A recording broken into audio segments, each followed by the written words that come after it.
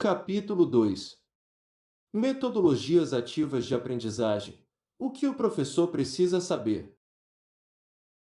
Em pleno século XXI, o mundo parou diante de uma pandemia que estremeceu o planeta. Uma onda de medo e incertezas dominou até mesmo a terra de Tio Sam.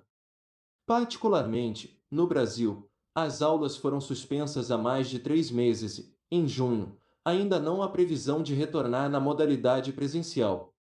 O trabalho remoto passou a fazer parte da realidade dos brasileiros que vivenciaram em muitas cidades, como a capital mineira, Belo Horizonte, o isolamento social.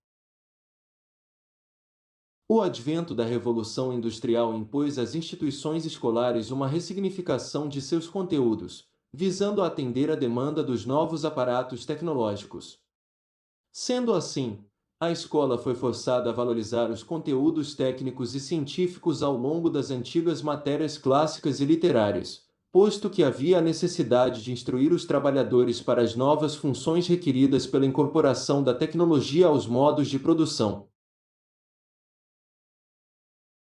O modus do sistema escolar influencia e é influenciado pelas transformações tecnológicas que imbricam em transformações nas estruturas sociais. Além disso, existe a diversidade e o choque de gerações entre os alunos e professores da escola. Sobre a relação professores e alunos, podemos expor por meio de 4 gerações. Concomitante a essa diversidade de gerações, tem-se a evolução da Revolução Industrial que impacta a prática de ensino, assim como o currículo e a organização da escola. Com efeito, as formas e os modos de comunicação e relações sociais são alterados em decorrência dessas tecnologias de informação e comunicação. As metodologias ativas de aprendizagem. Entende-se que as inovações tecnológicas e a diversidade das características das gerações que se encontram em um espaço escolar representam, por si só, a necessidade de se refletir sobre as metodologias e técnicas utilizadas no processo ensino-aprendizagem. As metodologias ativas podem contribuir com a ruptura das concepções tradicionais de aula, posto que se constituem. Bastos afirma que o professor atua como facilitador ou orientador para que o estudante faça pesquisas, reflita e decida por ele mesmo o que fazer para atingir um objetivo. É um processo que estimula a autoaprendizagem e facilita a educação continuada porque desperta a curiosidade do aluno. Ao mesmo tempo, oferece meios para que possa desenvolver capacidade de análise de situações com ênfase nas condições loco-regionais e apresentar soluções em consonância com o perfil psicossocial da comunidade na qual está inserido.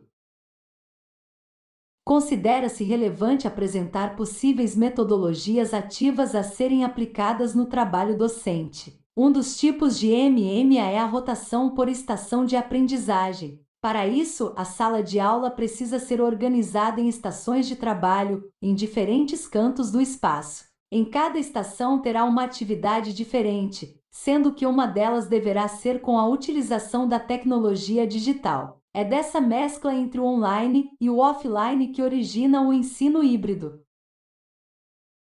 Como o aluno aprende? Há algum tempo, professores e pesquisadores da educação vêm estudando sobre a relação da organização da sala de aula e o processo de aprendizagem. A seguir, são exemplificados alguns relatos de professores do Centro de Referências em Educação Integral que afirmam: a organização de estudantes na sala de aula não deve ser fixa, mas mudar conforme intenção pedagógica. 4 possíveis arranjos e as características que cada um proporciona no momento da atividade. Para compreender como o aluno aprende, considera-se ser essencial buscar na neurociência argumentos científicos para que possam balizar nossas reflexões. O autor Guerra nos conta que somente aprendemos o que é útil para nossa sobrevivência e ou que nos proporciona prazer. Educar é proporcionar oportunidades e orientação para aprendizagem, para aquisição de novos comportamentos. A partir do estudo do cérebro, a neurocientista Leonor Bezerra Guerra apresenta 2 desafios para nós, professores. O primeiro é convencer o aluno de que a disciplina, mais especificamente aquele conteúdo, é importante para ele. E o segundo, motivá-los para que haja prazer na aprendizagem, na aula. Mas afinal, como o aluno aprende? Contribuições das neurociências ao processo de aprendizagem. O psicólogo Pachleri da Universidade da Califórnia sugere um estudo parcelado. O cérebro precisa entender que aquele assunto é importante, portanto, a frequência com que se faz revisões sobre o tema é fator determinante para a aprendizagem, uma vez que, sob condições normais, repetições frequentes auxiliam a memória. Um artigo publicado na Fallon Street reforça a lógica do aprendizado por meio de revisões espaçadas e argumenta que não se trata de memorização, decoreba. Podemos pensar, repetir, recordar e imaginar, mas não somos construídos para memorizar. Em vez disso, nosso cérebro é projetado para pensar e se apegar automaticamente ao que é importante. Para A pirâmide da aprendizagem de William Glasser. Visando a consolidar a ideia de otimizar a aprendizagem, destaca-se os estudos do psiquiatra norte-americano William Glasser, que investigou como seria um ensino mais ativo, elaborando a teoria pirâmide de aprendizagem, buscando estabelecer pontos de integração entre as neurociências e a educação. E Neman relaciona os 4 pilares propostos para a educação do século XXI com alguns conhecimentos derivados das neurociências. Primeiro, aprender a conhecer. Segundo, aprender a fazer. Terceiro, aprender a conviver. Quarto, aprender a ser.